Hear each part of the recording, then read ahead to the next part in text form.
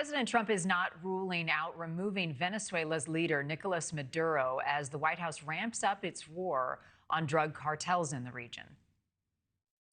Look, Venezuela is sending us their gang members, their drug dealers, and drugs. It's not acceptable.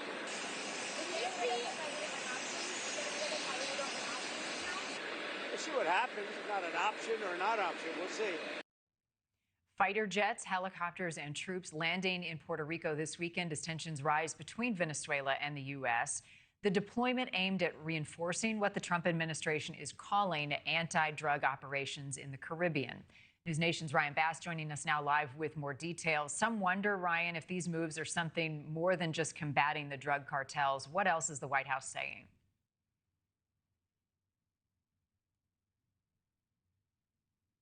After the drug cartels and not necessarily pushing for a regime change in Venezuela with President Nicolas Maduro. Now, President Trump has been very staunch in calling Maduro basically the kingpin of a cocaine operation that's pushing drugs into the United States, and that's why he's ramping up the pressure in the Caribbean. You've talked about some of those military jets. There's been 5 U.S. F-35 jets that landed in Puerto Rico as part of the president's buildup against cartels moving drugs through the region, and tensions really spiked on Friday when a Navy destroyer searched a Venezuelan fishing boat for 8 hours after a drug tip, but they didn't find anything.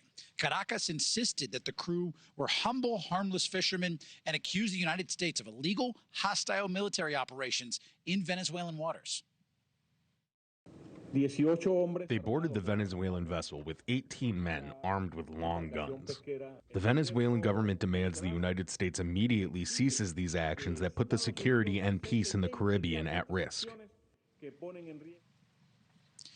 Now, this comes days after American forces blew up a Venezuelan boat that they say was full of Tren de Aragua gang members smuggling drugs. 11 people were killed, but the Trump administration hasn't provided any evidence to back up its claims. Maduro's government insists everyone on board were civilians. Now, Marni, President Trump says that the U.S. is not at war with Venezuela, but isn't ruling out further action here either. Lawmakers, even some Republicans, they say they want more say before the U.S. proceeds any further with strikes. And by the way, Maduro isn't backing down here, Marni. He has deployed 25,000 troops to his coastline, and he has ordered civilians to, quote, train for war as tensions escalate with Washington.